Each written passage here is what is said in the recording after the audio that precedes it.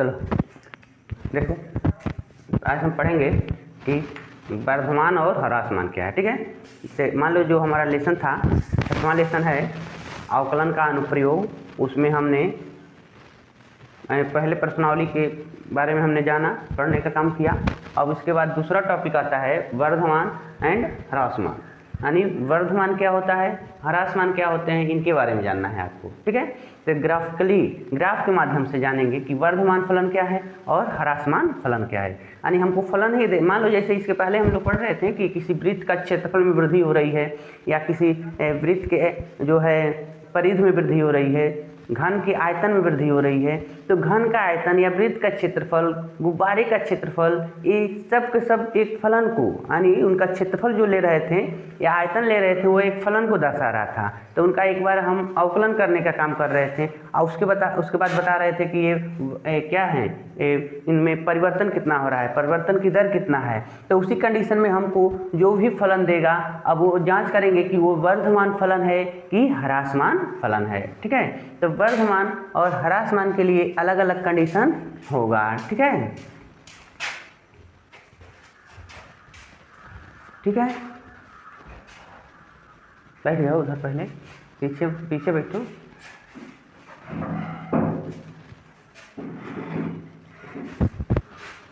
ठीक है, तो देखो, तो वर्धमान और ह्रासमान की कंडीशन हम जानेंगे। ठीक है, तो जैसे फिगर के माध्यम से अगर जानने की कोशिश करें तो देखो बाबू, जैसे यहाँ पर एक हमने ऐसे एक फिगर ड्रा किया और आपको ये पता ही है x axis x dash, y and y axis. चलो यहाँ एक और लेते हैं, यहाँ पर दूसरा फिगर हो जाएगा आपका ऐसे x y dash x dash. ठीक है, अगर हम सपोज करो एक हमने कर्व लिया, यहाँ पर ऐसे कर्व ले लिए थे। ठीक है, थोड़ा सा बहुत बड़ा ना ले, ऐसे कर्व है एक। ठीक है, इसमें ऐसे कर्व है, दोनों का अलग अलग कंडीशन है। अब देखो, यहाँ ये ऊपर की तरफ बढ़ रहा है और ये नीचे की तरफ बढ़ रहा है। आप कह सकते हो कि सर अगर एक देखा जाए कि ये ऊपर की तरफ बढ़ रहा है, इनका भी हम तीर ऐसे लगाते तो ये भी तो ऊपर की तरफ बढ़ रहे हैं, बट ये गलत हो जाएगा, ये ऊपर की तरफ नहीं जाएगा, यहाँ पर यह नीचे की तरफ ही बढ़ रहे हैं।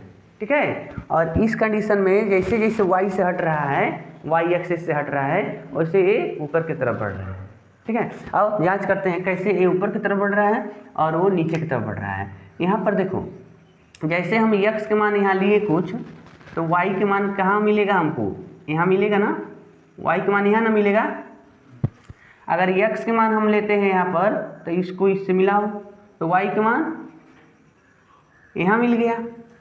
अगर x के मान हम यहाँ पर लेते हैं तो जाकर इससे मिल रहा है, तो y का मान यहाँ पर मिल गया। यानी जैसे जैसे हम x की वैल्यू बढ़ा रहे हैं, x का मान हम बढ़ा रहे हैं, देखो यहाँ पर, तो यहाँ पर y का मान हो गया। ठीक है, यानी x का मान बढ़ रहा है तो y का मान बढ़ रहा है। ठीक है, x इज ग्रेटर देन तो y इज ग्रेटर देन। ठीक है, यहाँ पर देखो, अगर x की वैल्यू हम यहाँ लिए तो y की वैल्यू देखो तो कहाँ था, x कम था तो y की वैल्यू हाई था। जब हम x की वैल्यू को बढ़ा दिए तो देखो y का मान कम हो गया, नीचे ग्राफ आ गया ना। जैसे हम x का मान और बड़ा कर दिए तो y का मान और कम हो गया, x की वैल्यू और बड़ा कर दिए तो y का मान और कम हो गया। यानी इसका ये मतलब हो गया कि जब हम x का मान बढ़ा रहे हैं तो y का मान कम हो रहा है। ठीक है, तो आप क्या कहेंगे कि यह फलन ह्रासमान के लिए है और ये फलन वर्धमान के लिए है। यानी और एक बात और है, इसमें कहीं रुक नहीं रहा है, बढ़ता जा रहा है, बढ़ता जा रहा है। यानी ये निरंतर क्या है, वर्धमान फलन है। निरंतर यानी बढ़ता जा रहा है और ये घटता जा रहा है, यानी इसको कह सकते हैं निरंतर क्या है, ह्रासमान है। ये हमेशा नीचे की तरफ बढ़ रहा है, ठीक है। और एक बात अगर देखा जाए, मान लो ये फिगर जो हमारा था, अगर ये ग्राफ ऐसे बढ़ रहा है ना, तो इसका अगर टेंजेंट लाइन अगर लेने की बात करें, टेंजेंट मतलब इसका स्लोप जानने की कोशिश करें, ये एक्स एक्सिस से कितना अंश का कोण बना रहा है, तो देखो इसका स्लोप ऐसे लेना है आपको। क्या करिए, एक्स एक्सिस को यहाँ काट दिया, तो ये जो भी कोण बनाया है ना 90 से कम बनाया है। 90 कब बनाता, जब परपेंडिकुलर होता। तो स्लोप मतलब जैसे जैसे ग्राफ एक्स का मान ले रहे हैं तो इसे ऐसे बढ़ेगा ना, तो नीचे की तरफ, यानी 90 से कम कोण बनेगा। इसमें देखो अगर इस टाइप का जब फिगर है, ऐसे टाइप का फिगर है, तो इसका जब हम टेंजेंट लेंगे तो इस टाइप का टेंजेंट लेंगे, मतलब स्लोप लाइन, तो एक्स एक्सिस से कोण यहाँ ना बन गया। अब देखो अगर ऐसे रहता तो 90 बनाता, लेकिन इस कंडीशन में यह कोण एक्स अक्ष से 90 से ज़्यादा बना रहा है, लेकिन 180 से कम बना रहा है। यानी आपको ये भी जानना है कि थीटा की वैल्यू, इसमें वर्धमान फलन में थीटा का मान लेस देन 90 होता है, ठीक है। और इसमें थीटा का मान क्या होता है, थीटा का मान ग्रेटर देन 90 होता है, यानी 90 डिग्री से बड़ा होता है, बट 180 से कम होता है। ये भी एक कंडीशन होगा, जब आपका कोई फलन एक्स एक्सिस से 90 से कम कोण बनाता है तो वर्धमान होता है, और 90 से ज़्यादा कोण बनाता है तो ह्रासमान होता है, ठीक है। तो ये बात आपको अपने मन में बैठा कर रखना है। तो अब अवकलन हम पढ़ रहे हैं, तो अवकलन के माध्यम से क्या कहेंगे, तो अवकलन के माध्यम में इसका ये मतलब हो गया कि एफ डैश एक्स, जब हम किसी फलन का अवकलन करेंगे तो उसका मान हमेशा 0 से बड़ा होगा, ठीक है। और इसमें F dash x less than 0, यानी ये जान लीजिए जब किसी फलन का एक राउंड अवकलन किए आप, ठीक है, और उसका मान धनात्मक कोई नंबर दे देता है, 0 से बड़ा नंबर 1 2 ऐसे कुछ देता है, तो कहेंगे फलन वर्धमान है। अगर उसका मान 0 से छोटा यानी निगेटिव नंबर देता है तो कहेंगे यह ह्रासमान है, निरंतर ह्रासमान है, ठीक है। इसमें कोई डाउट, कोई दिक्कत नहीं है, ठीक है। तो ये कंडीशन हो गया। लेकिन कभी कभी ऐसा होगा, कहेगा कि ये वर्धमान भी नहीं है, ह्रासमान भी नहीं है, या वर्धमान है लेकिन रुक रुक कर होगा, मतलब कभी कभी वर्धमान होगा, आगे की तरफ बढ़ेगा, कभी नहीं बढ़ेगा। कैसे, देखो यहाँ पर, तो यहाँ पर तो ये निरंतर वर्धमान की बात हो गई और निरंतर ह्रासमान की बात हो गई, यानी ये बढ़ता जा रहा है, उतरता जा रहा है। यहाँ देखो, यहाँ पर अगर हम कोई ग्राफ लें, ऐसे बढ़ रहा है, फिर से ऐसे हो गया, पुनः बढ़ा गया, फिर से ऐसे हो गया, ठीक है। तो यहाँ पर ये तो आपको दिख रहा है कि x के मान लिए तो y के मान बढ़ा है, x के मान बढ़ा तो y के मान बढ़ा, लेकिन कहीं ऐसा हुआ कि x का मान बढ़ा लेकिन y का मान नहीं बढ़ा, यहाँ नहीं बढ़ रहा है ना, x का मान बढ़ा लेकिन y का मान नहीं बढ़ा। यहाँ पर देखें x का मान बढ़ गया तो y का मान भी बढ़ गया, यहाँ पर बढ़ गया। हाँ, तो इसका ये मतलब है कि यहाँ पर यह जो वैल्यू है, यहाँ पर F dash x is greater than 0 है, यहाँ पर 0 है, हाँ बड़ा है। यहाँ पर हमने ये दिखाया कि एफ डैश एक्स जो है बाबू, f dash x is greater than 0। यहाँ पर जो भी है, यहाँ भी है f dash x is greater than 0, लेकिन यहाँ पर एफ डैश एक्स बराबर 0 है। यानी यहाँ बताओ यह लाइन एक्स एक्स से कितना अंश का कोण बना रहा है, 0 अंश का बना रहा है। यानी यह लाइन जो है एक्स एक्स से 90 से मतलब कम बना रहा है, हाँ 90 से कम बना रहा है, लेकिन 0 से तो ज़्यादा बना रहा है। यहाँ पर यह टेंजेंट जो है 90 से कम लेकिन 0 से ज़्यादा, लेकिन यहाँ पर यह कोण 0 बना रहा है, इनके बीच में ऐसे पैरेलल तो 0 से कोण बन रहा है, ठीक है।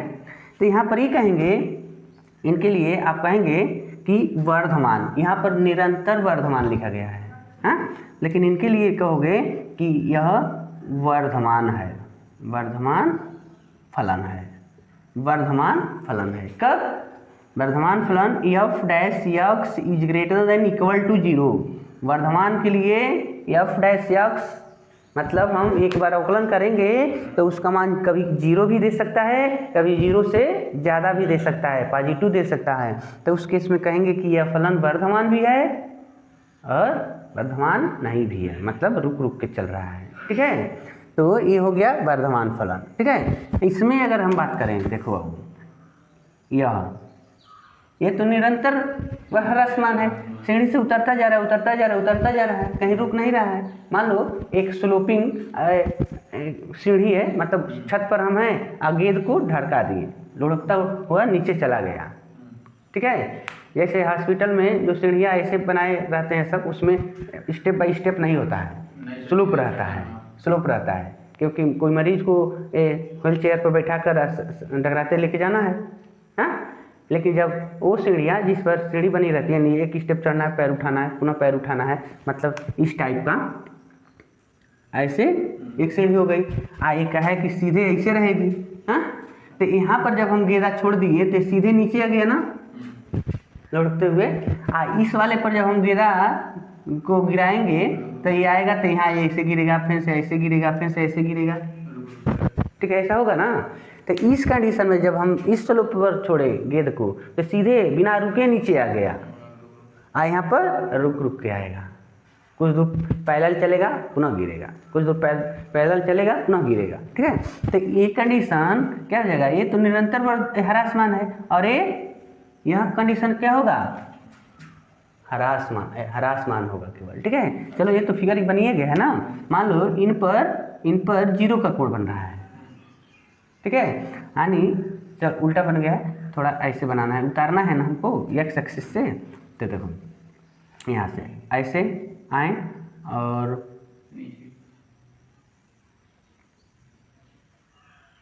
ऐसे चला, ठीक है, उतर रहा था तो पुनः उतर कर पुनः ऐसे हो गया, पुनः ऐसे हो गया, या थोड़ा सा और पास बना दें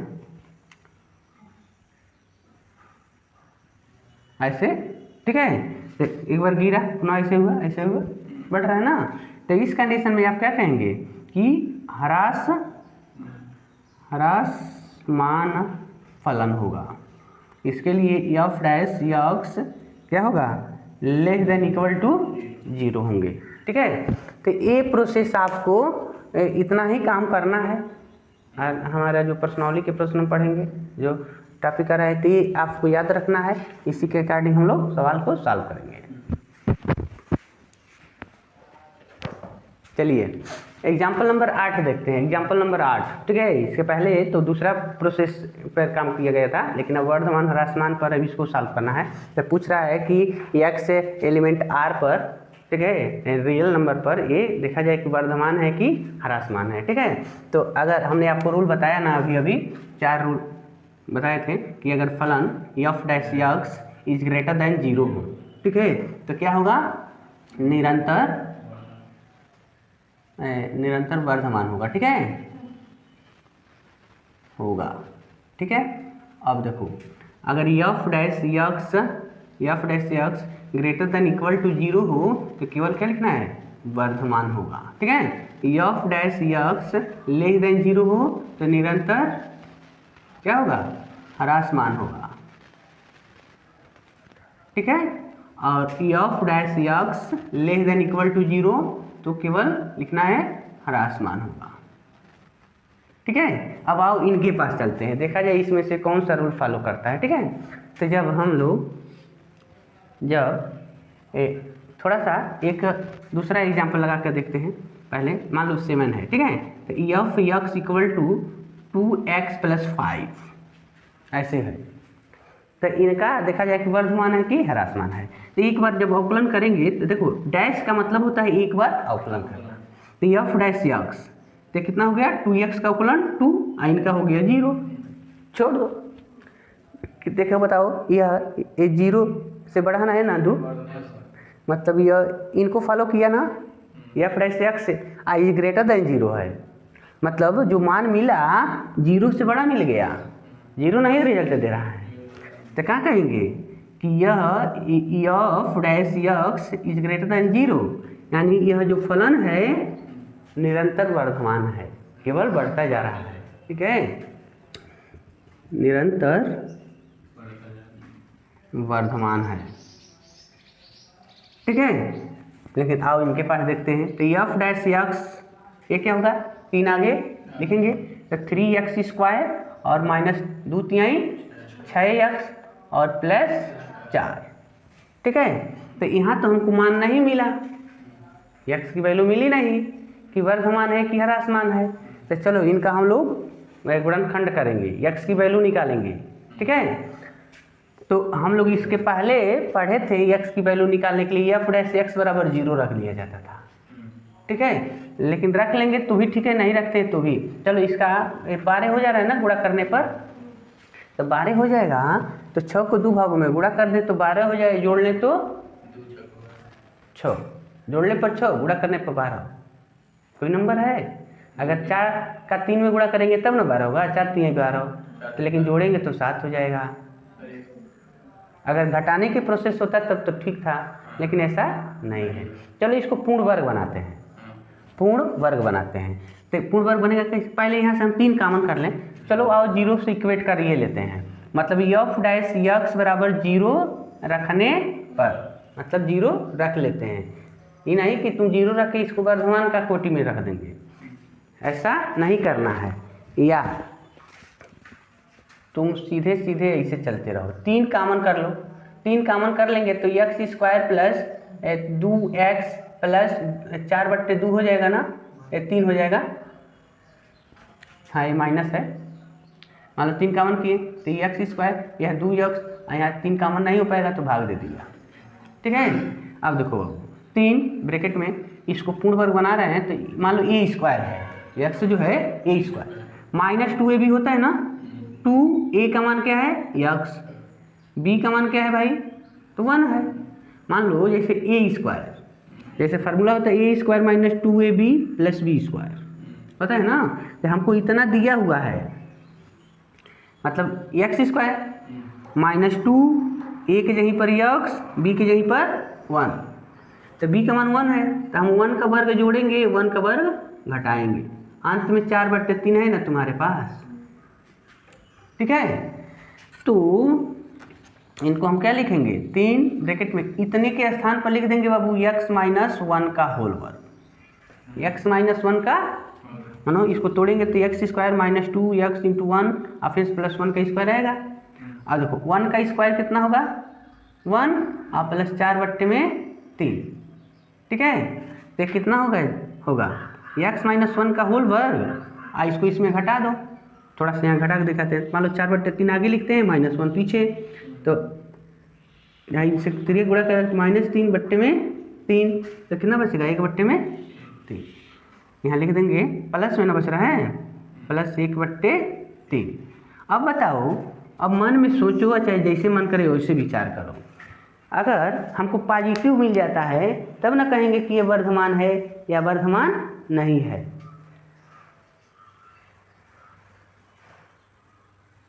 वर्धमान है या वर्धमान नहीं है।